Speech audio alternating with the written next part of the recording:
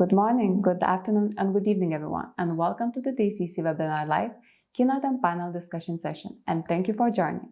We would also like to thank Telefónica for sponsoring today's CC-Webinar.live session. And now, I would like to pass on the microphone to Fabrizio to introduce the keynote speaker and later on to moderate the panel. For audience, if you have any question, if you join us virtually, please do use the chat box option throughout the session. That's all from my side. Fabrizio, over to you. About the messaging marketing trends in this year, we have very professional people in this panel. We have Alex Nuruzi, which is the RCS programmer at Orange. Actually, you will leave Orange end of the month to set up your own consultancy firm, you told me, specialized in consultancy for RBM to mobile operators. Right. Then we have Andreas, head of more than 160 characters, and a good friend of mine. We have Maurizio Gemito, he's the head of messaging and voice and product management at Sparkle. We have Robert, which is the head of messaging at BT. And we have also Borja Lopez, which is the RCS manager at Telefónica Global Solutions. So I'd like to hand over the word to you, Borja, for a short introduction and presentation what you have for us.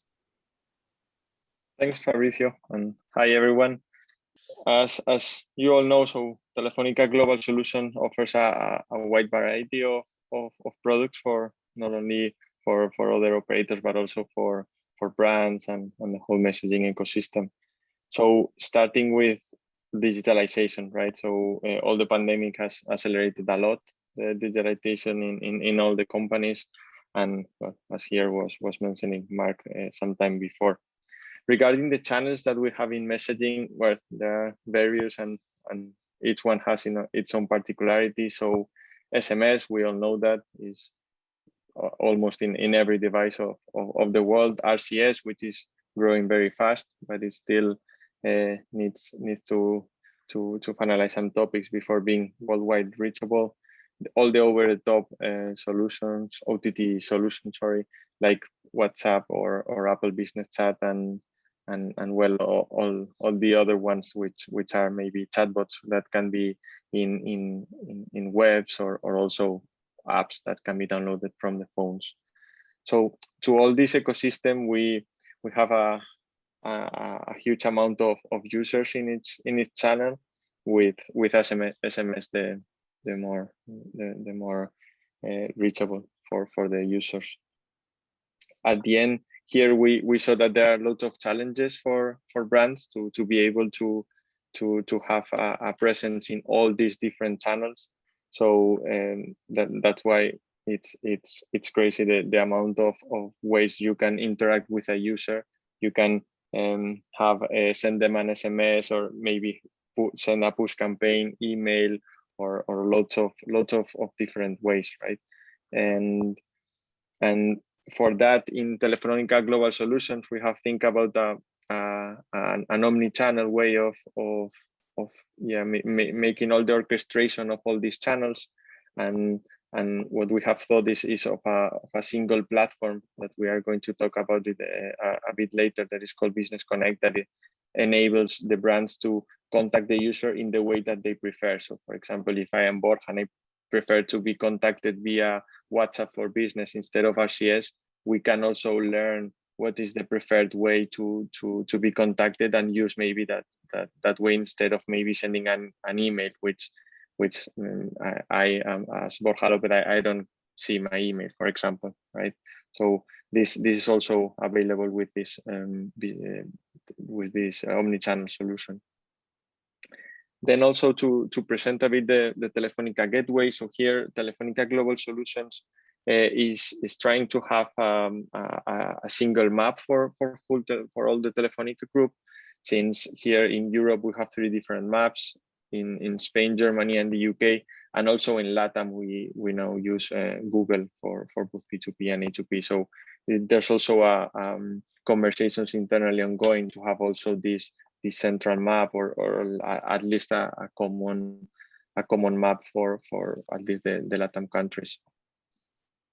All this, of course, provides scale, lots loads of efficiencies for our OBs, and of course is the preferred channel for us.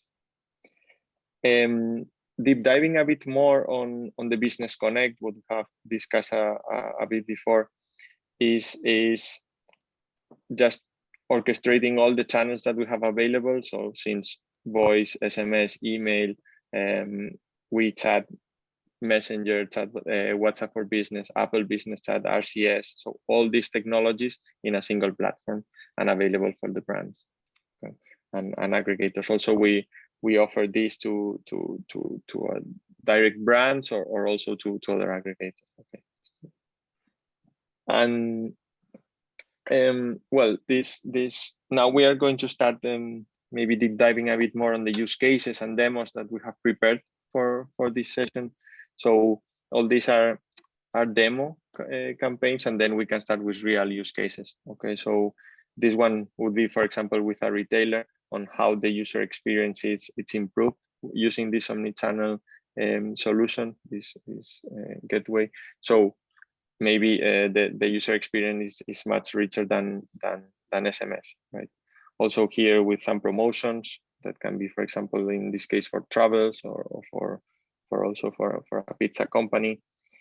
Customer service, also this is a use case that is being analyzed in the industry, since all this messaging experience helps a lot the brands to have a direct relationship with the user and have real-time feedback from them, and conversational conversations that are really interesting. Also, we can add, of course, automation to this using the chatbots and using all the technology that is behind the messaging channels. And now deep diving a bit more on the real use cases that we can talk about. The first of all, we have the travel insurance use case that we are building together with Movistar, with our own brand.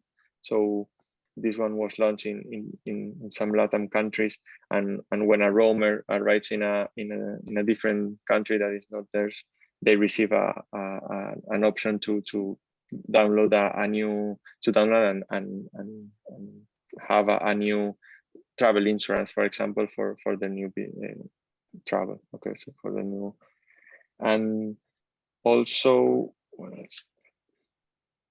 And this is another use case that we created for Vivo, for our Brazilian OB. This one is just to sell devices. Okay, for in this case is Apple devices, and well, it's using RCS technology with chatbots, with carousels, with all the new technology that RCS is introducing, and that hopefully is going to be live soon. Okay. The next campaign was launched in WhatsApp for Business, and this one it's similar to RCS. For example, the carousel is changed by images, so the UX is a bit different, but with the same idea, the conversational aspect with the final user. Okay.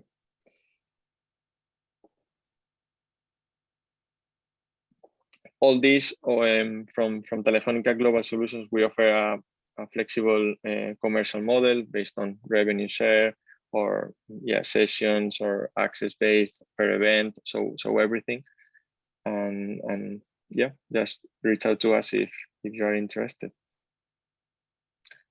So Fabrizio, I'm not sure if anyone has any questions on this presentation. Well, that's all good. Thank you very much. Maybe we can start with the panel discussion. So, okay, panelists. So we will talk about 4 topics we would like to touch. One is Omnichannel, one is the RCS messaging, OTT versus operator channels, and last but not least, messaging wholesale. And I would like to start with Andreas. Andreas, since we have more and more people in our industry, might be a short lesson would be good to start with. So could you explain to our audience the difference between omnichannel and multi-channel, please? Yes, of course. Good morning, everybody. Good morning, Fabrizio and the panel, and the people that are watching. I can see in the chat that there's many. I'm happy to be here, and I'm really honored to be part of this panel. Yes, Fabrizio, there's a huge misunderstanding between omnichannel and multi-channel. But in fact, the difference is very significant. It's easy to understand. If we send a campaign from an SMS campaign to a customer, and if we send an email campaign to the same customer, this is called multi-channel. Okay, and there's companies that they use more than one channels in order to communicate, but these channels, they're not connected and you don't have the ability to follow the customer. For example, if you have an SMS or if you have an email, if you go to buy the product that they advertise, most of the times the company is not aware that this campaign worked. The omnichannel, it's the ability to connect all the parts. I mean, to have the ability to send the message to the customers via, I don't know, WhatsApp, RCS, SMS, newsletter, and then to track the activity of the customer, if he's going to be on the shop, if he's going to have an action, and when he want to have the action. In one word, I have to say that the omnichannel thing, it's the seamless procedure from the advertisement or the information to the real action, and this is tracked for all of the parties. The multi-channel, it's the ability to send communication from various channels. It's what they use most of the companies. This is the big difference. Okay, thanks a lot. So we are all much smarter now. Thank you, Andreas. We will remain with you. And if we talk about omnichannel, our industry lately claims that omnichannel experience is the baseline in today's consumer environment. Do you agree with that? And could you explain your thoughts, please? Yeah. I have to tell you that no, the industry is not ready, but they are doing very, very good, significant steps to go for it. It's not only our industry that has to be prepared, that I know that they're working and they try to improve their platforms, or they're starting with buying new platforms and this kind of stuff. The point is that also the other part has to be also inside the omnichannel. I mean, the retailer must have the ability to track the action of the customer in order to have the real omni. No, we're not ready yet, but I'm very confident that the services that we have so far, they are good. I mean, the services that we have as an industry, okay? They are good. And in, I don't know, in 2 years' time, we are going to be in a very, very, very better position in order to claim that we have real, serious omnichannel platforms. Okay, thanks a lot. I'm sure that our industry will go in this direction and to maturize this market. Robert, could you tell me, from all channels which BT is offering, which is the channel most used? And could you give us some figures about the usage trend, maybe? Yeah, morning, Fabrizio, and morning to everybody else on the call. So the UK market is still predominantly an SMS market. So despite, or perhaps because of COVID last year, SMS still grew 16% for us in the UK. So still a significant growing channel. MMS doesn't exist in the UK at all. You probably, anybody that's close to the industry will understand that MMS was just not competitively priced in the UK. So MMS never took off as a channel within the UK. The second largest channel for us when we're selling to our enterprise customers is email. So email a significant channel. And unfortunately, rich messaging as a category still isn't really established within the UK. So obviously, as a network provider, I'd be talking about RCS. But even if I look at my enterprise customers, there are very few that are using any rich channel at any scale. So it would be very difficult in the UK to find a large brand, I think, where you could interact with over WhatsApp, for example, and engage in customer services, book a flight. Whereas, you know, my experience in other countries has been that's quite normal. So the rich category really doesn't exist in the UK yet. We've got some work to do. So 95% of our enterprise revenues are still coming from SMS at the moment. The good old SMS, huh? Still. Yes. Ruling. Maurizio. But at the same time, I'm really keen to see some richer experiences and engage with brands through other channels. Okay, thanks a lot, Robert. Maurizio, what about the acceptance of enterprises regarding the use of omnichannel? I mean, what would you say? How ready are enterprises really for omnichannel? Let's see if you have another opinion like Andreas. You're on mute, Maurizio.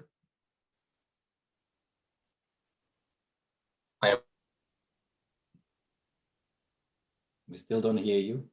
Can you hear me? Now we hear you. Yeah, thank you. Thank you for the question. I agree with Andreas. Andreas perfectly describes the difference between, multi-channel and omni-channel. Omni-channel is a new paradigm. Regarding your question,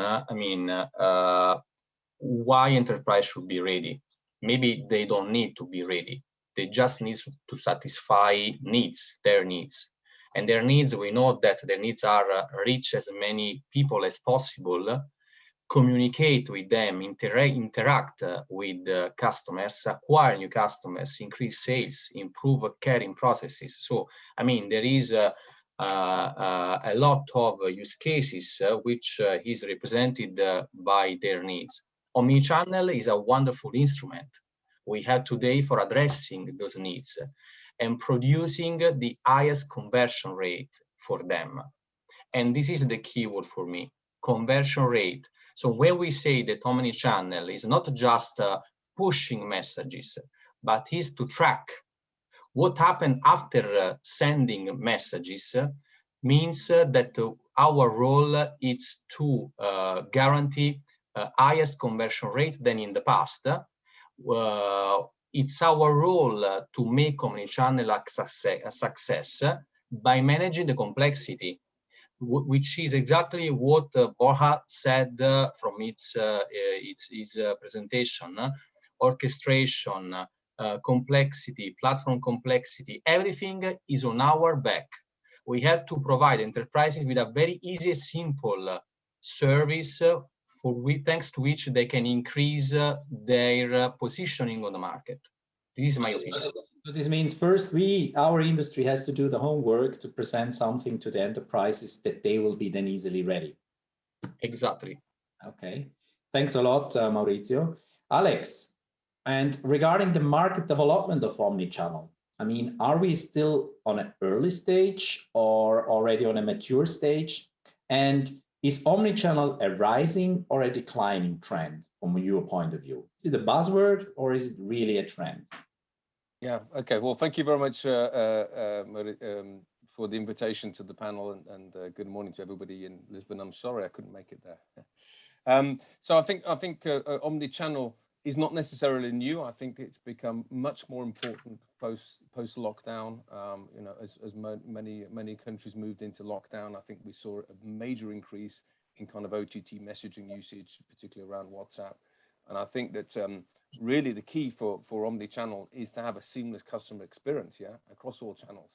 And I think that that can really only be delivered, perhaps maybe for a centralized store.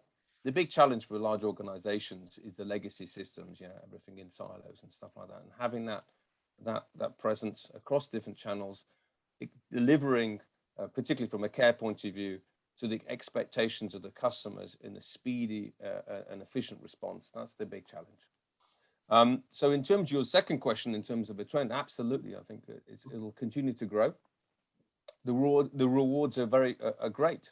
I think that we've touched upon it already. I think customers prefer messaging channels. I think that will lead to an improvement in customer satisfaction. We have and the potential for upselling into new products, an improvement in ARPU, and of course, don't forget, if we move towards general automation of business processes and reduction in costs. So I think that as well as actually improved employee satisfaction. I think that, so we see a lot of wins here, but it's again, as Borja said, it's complex, huh? Okay, thanks a lot, Alex. So this means the audience or the users, they're looking for messaging channels. Then let's discuss about a messaging channel, the RCS channel. And RCS topic is now since a while floating in our industry space. And I would like to know from all of you panelists, do you believe in RCS? And please answer just with a short yes or no. Andreas, start. Well, Fabrizio, you know me, so I'm a believer, but no, I don't believe in RCS. It took too long. No. Yeah, it's no. It's a no. Alex, do you believe in RCS? Yes, absolutely. Maurizio, are you a believer? Yes, I believe. Good. And Robert?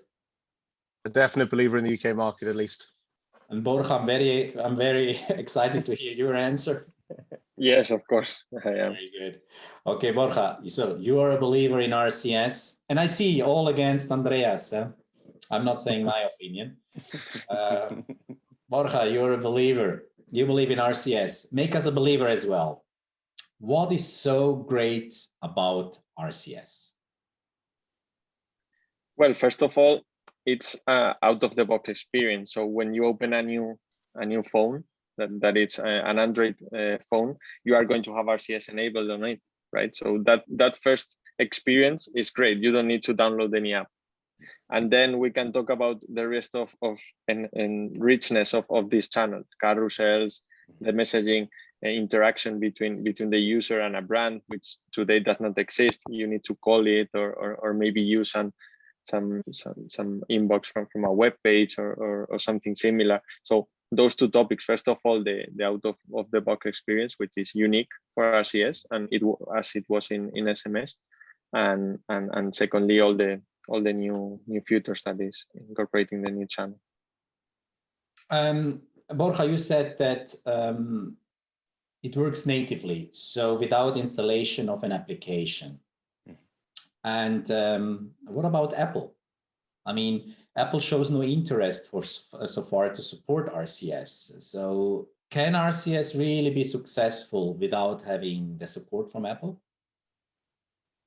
It can be. So all the operators, we are in conversations with Apple, right? They are observing the progress. They are analyzing what's happening on RCS to maybe organize their strategy here.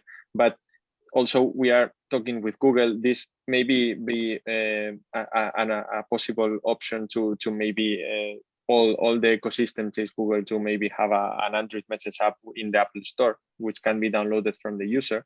Then we can also see if users are downloading the app or not, and at the end maybe we can talk about the interoperability or interconnection between both apps, which is ideal, of course, to have a user starting a conversation in an Apple device and then in RCS. But right now we don't know, right? No, right now there are two channels completely different, and we need aggregators on top to connect to both channels. Good. So Borja, if I remain with you, how can our industry monetize RCS? I mean, the mobile operator, I think it's clear that you can earn money, but is there a business opportunity for aggregators and wholesalers, or is it really only a money-making machine for mobile operators? How we can earn money with RCS? So I think here it opens a lot of opportunities, but maybe we can think about existing more than 10 maps. So the map is the platform where you connect all the chatbots. So then 10 different maps in different operators. That's not scalable for a brand, which is, for example, working in a lot of European countries. So that's the role of the aggregator. They need to connect to all the different brands and offer a single onboarding and a single chatbot experience in a single map. And for that are the aggregators and the rest of parties that want to participate in our ecosystem.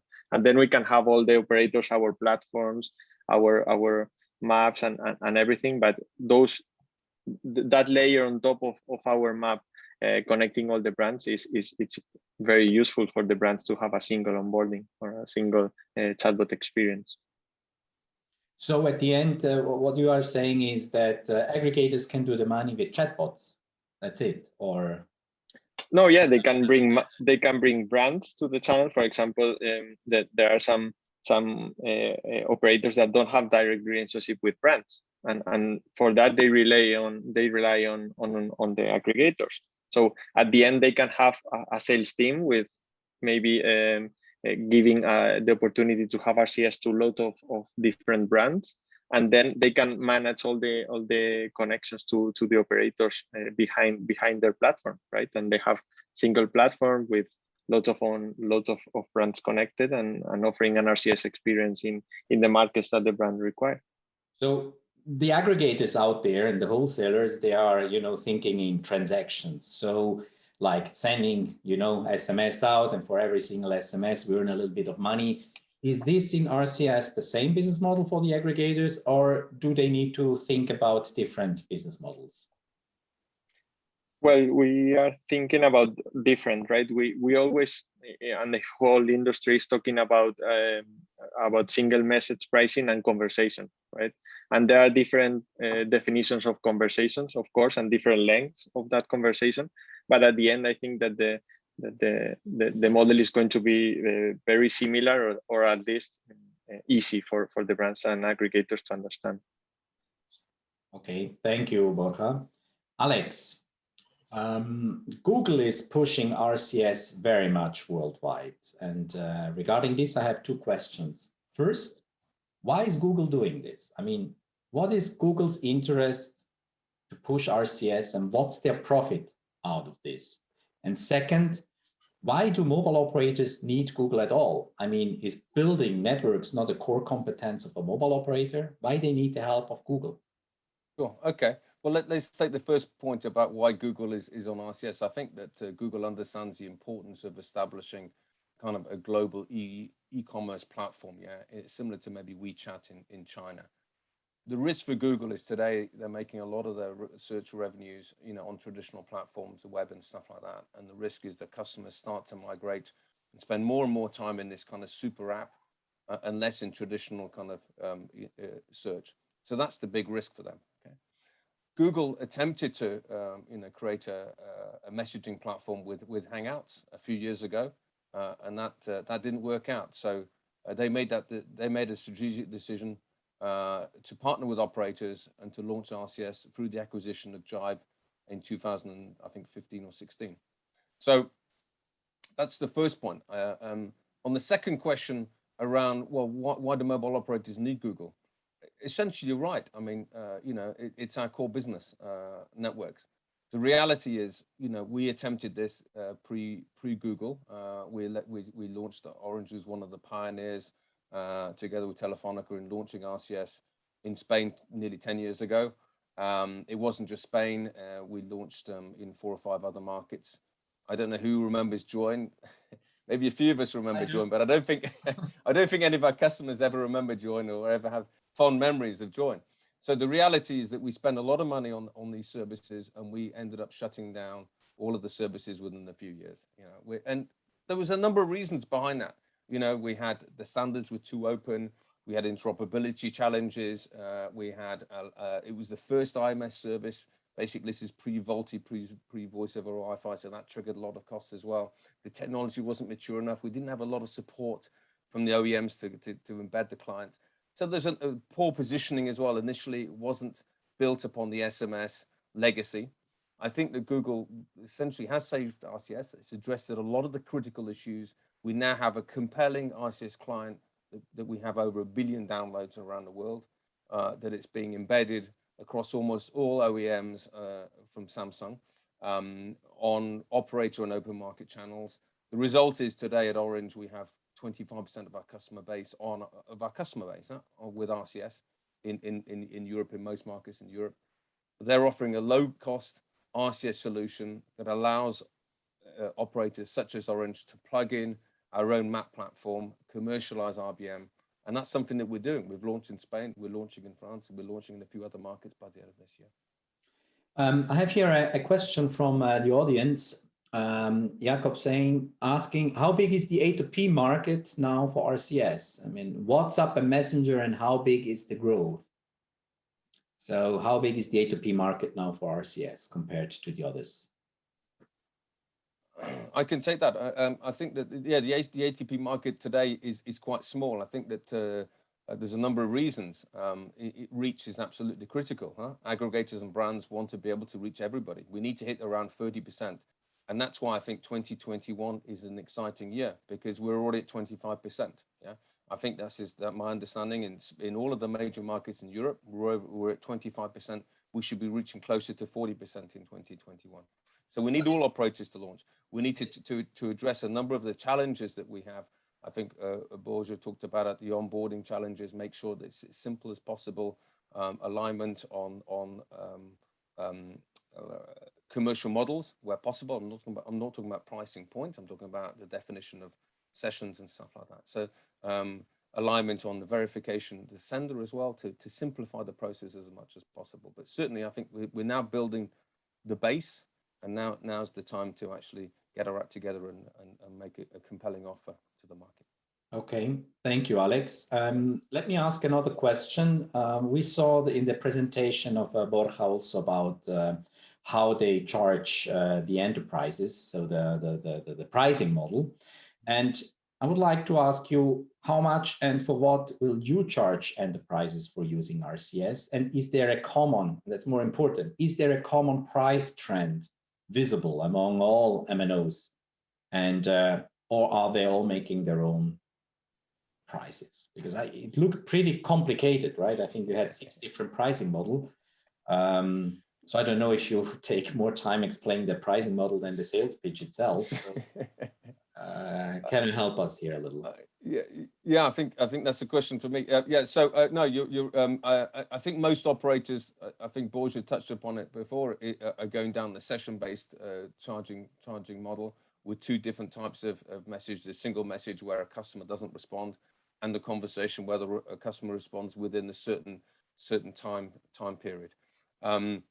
I think you're right. There was a lot of different options on the table, and I think we could be a little bit more creative in the future, but we need to try and keep things as simple as possible. And again, listen to the aggregators. They're saying that we need to make sure that you can have some sort of alignment on things like the session definitions as well. Try and make things as simple as possible.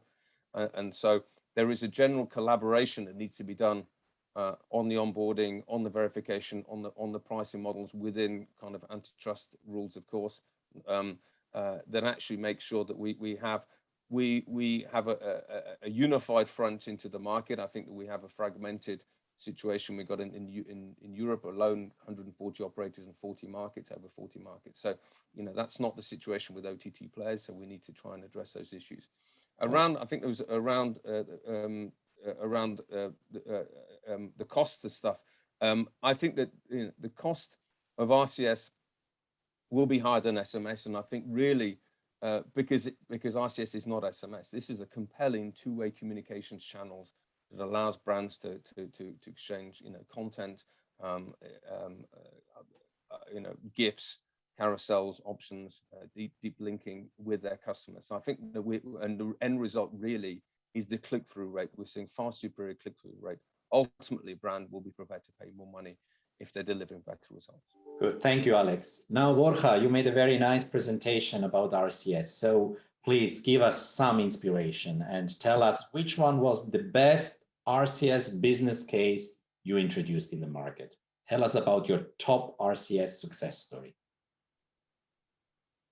Well, we have done plenty of them in our office, but if I had to choose one, I would say that the one that we did, the COVID awareness campaign in Vivo, and not only because of the importance, but also because of the size, right? It was more than 2 million users impacted, and loads of interesting metrics that we obtained from that campaign. Okay, thanks a lot. And Alex at Orange, what was your #1 RCS success story? I'm going to pick 2 because it's too hard, sorry, to pick one. So we've got too many. Winner can only be one because of time. So just take the best one of these 2. Okay, no problem at all. I'm going to talk about a care use case because there's been a lot of examples out there about direct marketing, and I think everybody knows RCS is a direct marketing channel. On the care side, we did in Belgium, we took an example on a dunning use case. This is where customers have failed to pay their bills on time. In Belgium today, an outbound call, an IVR call, outbound call is made to those customers, and they're actually encouraged to then make payment via IVR. We ran a trial where we compared with the results with customers who were sent an RCS bot, and we saw an overall improvement of 12 percentage points, on those people who actually paid through RCS as opposed to through IVR. The key point here is, I think, with RCS, it's a transversal enabler, and you need to engage not just with the wholesale or the B2B team or your direct marketing team, also your care team. And every single use case, there'll be lots of potential use cases out there, and they'll all bring value. And it's important to actually engage with all of those, and incrementally you can build a fantastic business case. Okay, thank you. Andreas, you were the only one saying no, you don't believe in RCS. So, Oh, Fabrizio, where to start? Really, I mean, I'm so annoyed with this thing. Anyway, but let me ask this question. Yes, Who in the please big ask wide me. market out there is really waiting for RCS? Okay. Before I reply to your question, let me tell you some things. I don't want to be the deconstruction guy here, but they make the WeChat because of the users. They make the RCS because of the operators. A significant difference in order for the audience to embrace the media. That's the first. The second, the users, they really don't give a shit about if they're going to download an application, because they download 20 every day and they erase it and they check it. And I mean, WhatsApp, Viber, Zalo, Telegram, I mean, you name it. Another one significant thing that we have to consider about RCS, it's that not the SMS, not even the SMS, which is remain the king of messaging, is not able to win the OTT application of the favorite of every country. For example, in Balkan, we know that it's Viber everywhere. The first channel is Viber. WhatsApp is another channel for some other countries. There is Asian countries that they're using Zalo. No SMS, no WhatsApp, no Viber, no nothing, just Zalo. This is a very, very competitive advantage for the OTTs, because the people, they want to belong where their friends are, because for them, this is the meaning of the OTT or the messaging, to message with friends, not to have something in order to receive promos. Of course it happens. So this is, I mean, that the mindset of RCS from its beginning, it was completely different than the mindset of the user. Just because I'm dealing with the enterprise messaging forever, I'm telling you this in a high level tone in order to tell you, not, it's not good. It is good, and it's going to have a life because it's going to be SMS version 2. You know that. RCS called SMS version 2 because this is it. But the application that the rest of the world have at the moment, they are much, much more significant, much more successful than RCS.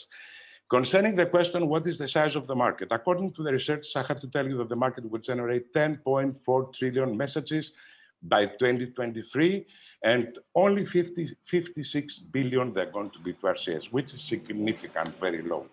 Anyway, I'm not going to be the bad guy today. I'm going to be the good guy. But if we're talking about the users, if they need it, no, they don't need it, because they have plenty. And if they have a chance, the chance is going to be only if Apple decides to integrate it. Because if you ask all the iPhone users, they don't give a shit about anything else except that message. Voila. Thank you very much. That was a very clear statement, and it's not about to be bad guy or not. We have all experts, and I think it's very important to share the opinion with the audience. Thank you, guys. Sorry to be the naughty guy, but yeah, I mean, I like to say things in the way that they are. It's good, but it's not enough. Thank you. Borja, I mean, obviously, we already touched this topic today.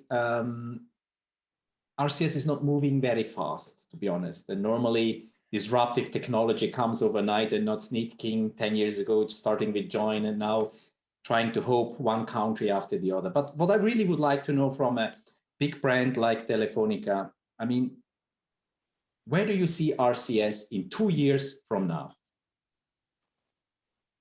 Well, contrary to Andreas, I would say that users initiating conversations with brands, for example, me as a user, being interested in some information from a brand and starting a P2A conversation with a brand, and that's going to drive a lot of re-engagement and a lot of interesting use cases for the messaging ecosystem. Also to bring payments within the app. I think that's also very interesting to maybe have a full story inside the RCS messaging app. That's also an interesting use case if you don't need to maybe go to a link into a website to finish a payment. That's also interesting. So all these interesting use cases that we can develop once we, of course, as mentioned Alex, we have to build the reach, that magic 30% that everyone is talking about, and then start thinking of all these standardization opportunities that we can have on the channel. So you talk now more about roadmap, but what about coverage? Where is RCS in 2 years? How many people are using it? What do you think?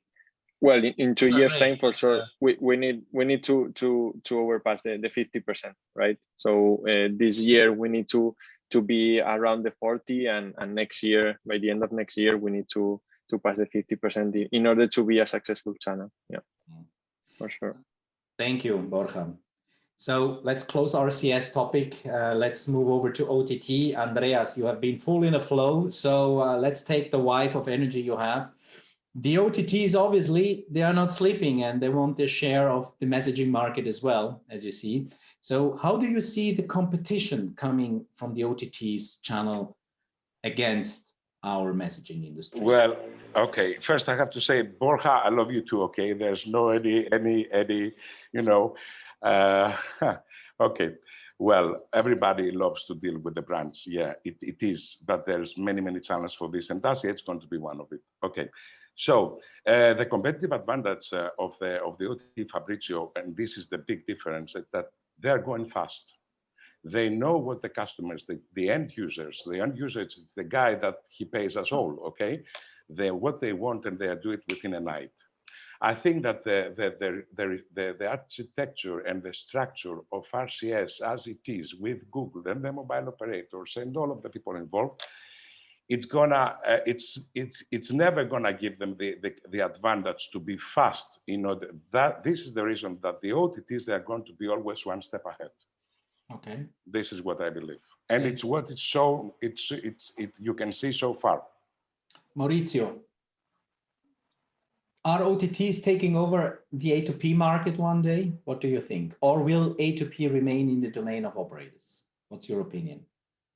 This is the key question. It's a very important question, Fabrizio. My opinion is that the scenario is still evolving. SMS is an important and indispensable channel for many use cases.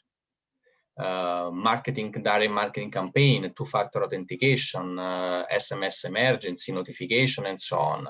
And SMS is under telco control. Operators are still focusing mainly on SMS A2P. But A2P is not just SMS, of course. And operators are not, let me say, not all operators, but I mean, many of them are still concentrated on SMS more than the A2P paradigm.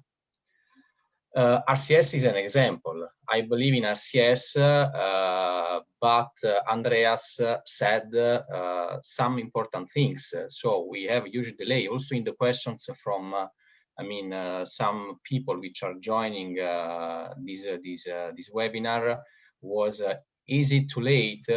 Maybe not, but for sure there is a delay. The matter is if the strong penetration now of social applications might represent a serious risk for SMS and operator business. My opinion is that the different business model of OTTs today, many of them are still concentrated on P2P business. Don't forget that A2P business was not the focus in last years for them. Because P2P, it's another, important point in the business revenues and strategy of both operators and OTTs. The high attention of OTTs on and priority of them on protecting final users due to the fact that their business model is concentrated on other revenue generator. They protect the users by massive traffic with rules, validation policies, processes, template. Their reluctance on marketing contents make their role in A2P still complementary to operators and not alternative. They might have the power to attack strongly the A2P, but for the moment, I see a balancing, honestly.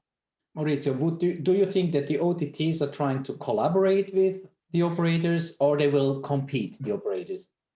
I think that their mission and their strategy is not to collaborate or to fight. Their strategy, they don't care. Their strategy is to go where they need to go. and they are trying to manage the communication between people. They started with the P2P, WhatsApp, Viber.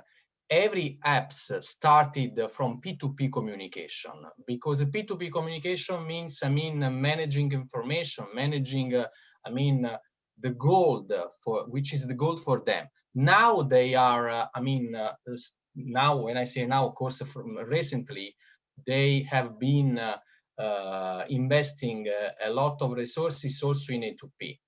But this is, let me say, a football game not still finished. Okay, good. Robert, what are the strengths and weaknesses of SMS compared to OTTs that we can, compete them? Yeah, I probably don't need to sell the benefits of SMS to anyone on this call, but I will. SMS is well established. It's understood. It's completely ubiquitous. It works on every handset ever made.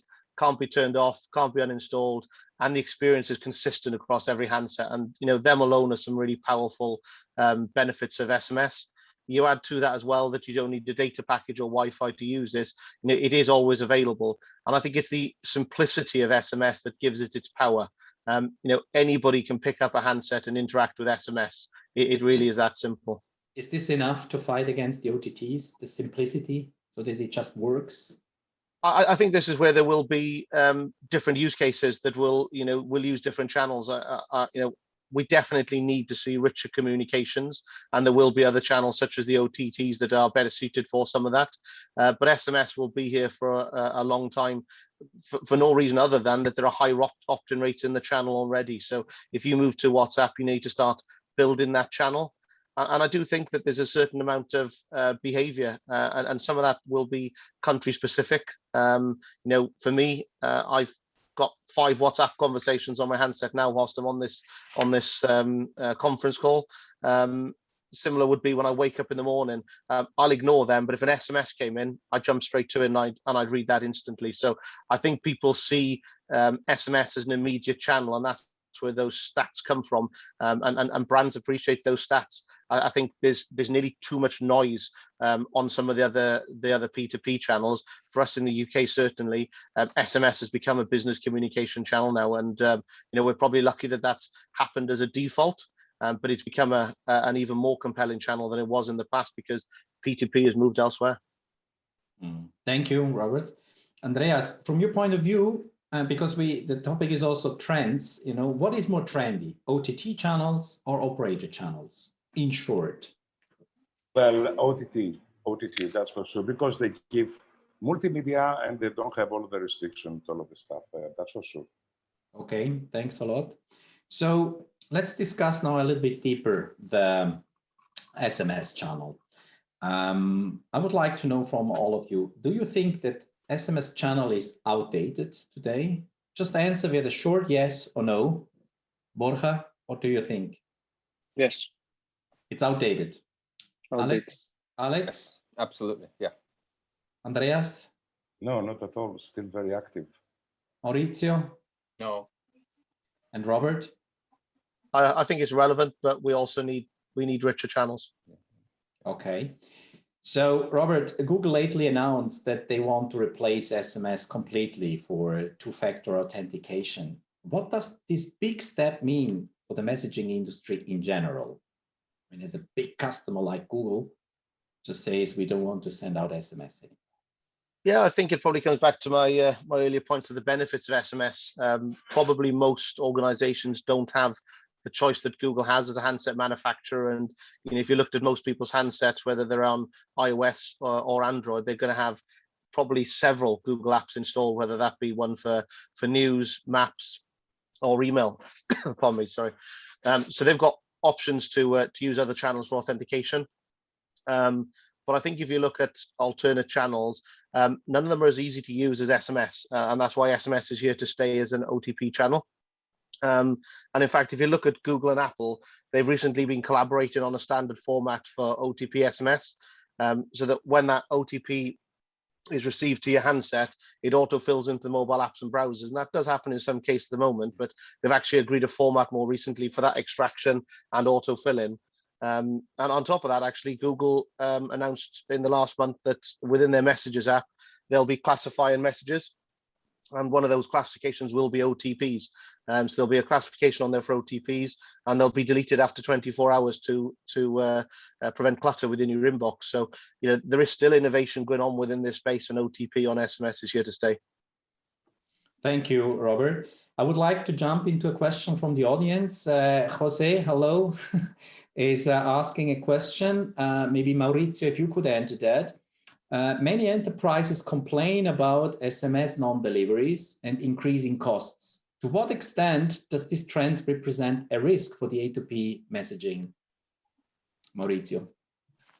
Yeah, the risk, honestly, I don't think that the risk is the cost of the SMS. So unfortunately, we come from years where the SMS cost was, I mean, ridiculous due to, I mean, some alternative market. I'm speaking, of course, about the gray market, the gray routes developed many years ago, which allowed many, I mean, subject to use SMS with very, very poor rates and so on. Rates that did not justify also the infrastructure of operators, also players, aggregators to do that job. The result was a problem for everybody. I mean, the SMS, the pricing of SMS has been increasing due to the fact that operators in the last years focused more and more on the A2P SMS business. They understood the potentiality they have in the light of the cannibalization on the P2P business. That's why they focused a lot, and they implemented a lot of, I mean, also firewall in order to avoid bypassing and so on. Which is the best price for an SMS? I'm not able to respond to this question, of course.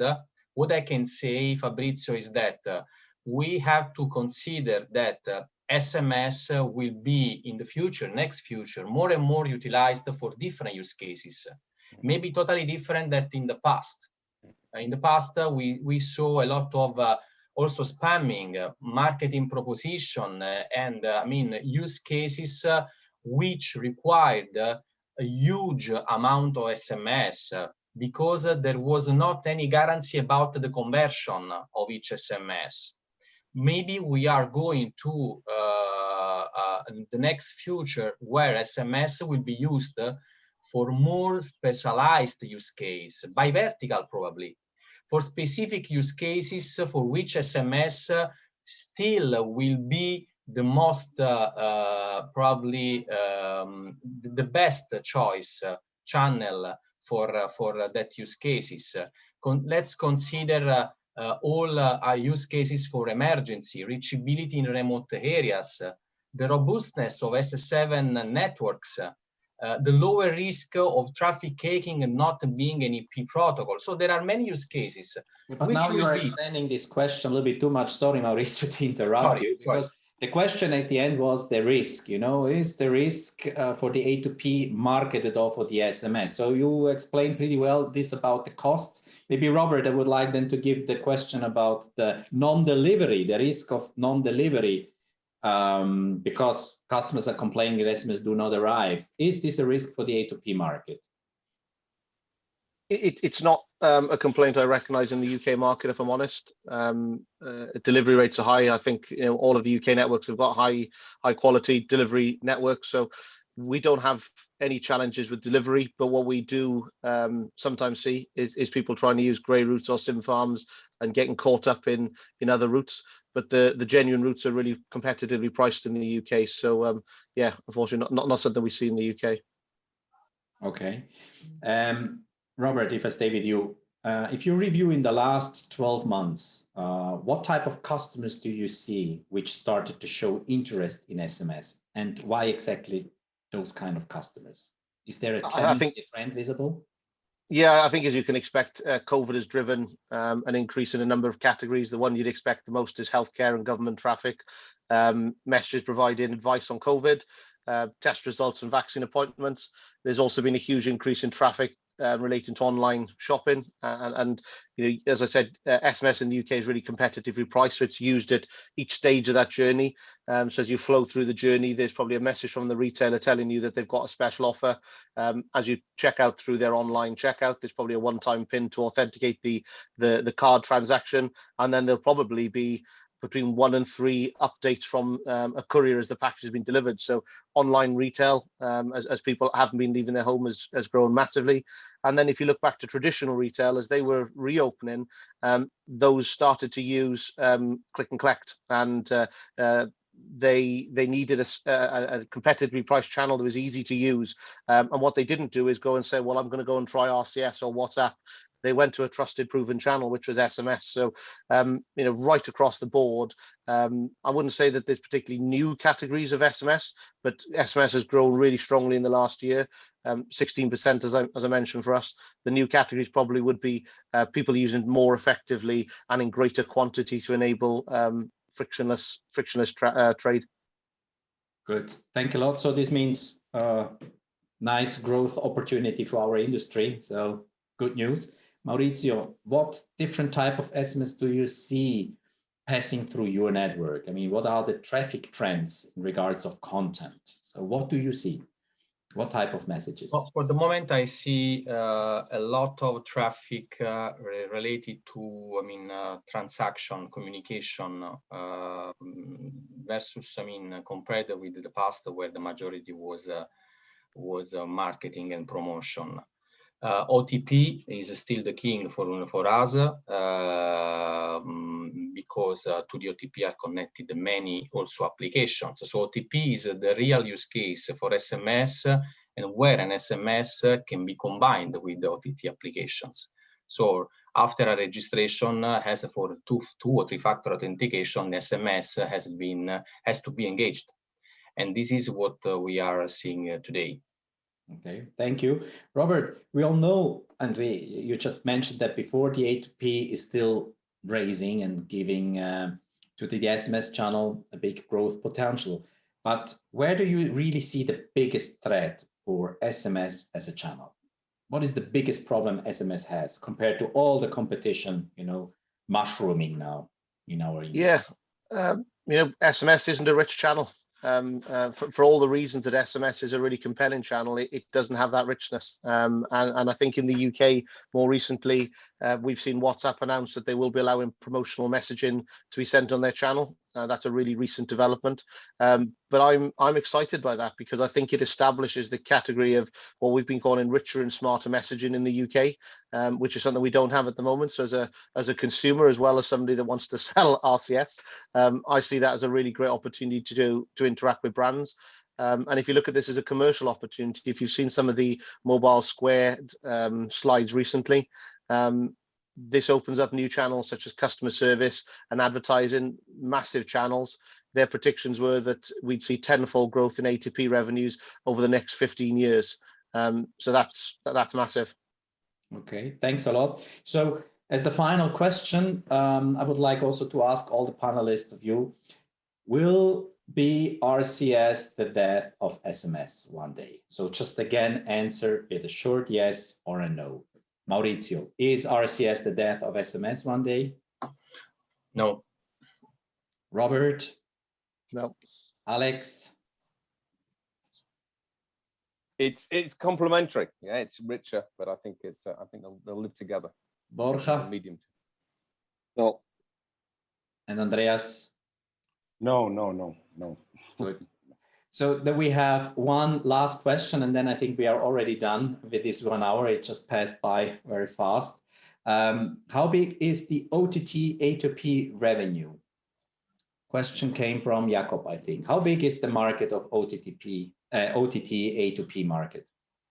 Alex, I think you wanted to take this. Yeah, I think I can take this on. I think the market is exactly what Robert said. I think we saw a huge growth in 2020. I mean, 16% in the UK. I think globally we're around 30% because of mainly driven by the lockdown. I think that I looked at the analysis Mason figures in 2020. I think that OTT was around 5%. So still, you know, SMS and fixed fees are around 95%. So that was what their figures were in 2020. Obviously, but a big growth in usage. Yeah. So I think the usage is higher than 5%. Yeah. Obviously. So it would get faster traction than, let's say, RCS. I think so. I think exactly what Robert said. I think at the end of the day, there is a general trend towards wanting to have a richer channel. I think SMS is good for certain use cases, and that's fine, but it's not a rich enough channel. And if we don't launch RCS as operators, then it's going to go to OTTs. It's very simple. Some other inputs to this question, maybe? Somebody else want to add something? Yeah, can I? Yeah. Okay. So if you really check the OTT separately and the SMS, and you're talking about a global scale, you're going to see that it's not more than 50% so far. Maybe it's more successful in some countries, but not existent in some other countries. It's going to take some time up to the time the OTTs and RCS and all the rest, they are going to significantly competing SMS. At the moment, the SMS is still in you know, next to the goat. Okay, so thanks a lot. The 1 hour passed by. Laura, you can take over. Thanks a lot, the panelists, for that, and also for the audience for the attention. If you have questions, you can ping us, and we will then offline reply to you guys with your questions. So thanks a lot for your attention, and have a nice Carer community event in Lisbon. Thank you, Fabrizio. Dear all, we are at the end of this panel session, and I would like to thank our keynote speaker, Borja, for his interesting presentation, our panelists for sharing the knowledge, and of course, our audience for participating and listening. This panel will be soon available to watch on CC Media portal. We are looking forward to welcoming you in both physical and virtual events this year. For more information, please visit Events portal. If you're interested in supporting and sponsoring one of our future branded webinars, contact CC team. For all fresh content and all updates, follow us on our 4 social media channels. Also, subscribe to Telegram news channel to receive exclusive invitations to CC Webinar live sessions. That's all for today. Goodbye.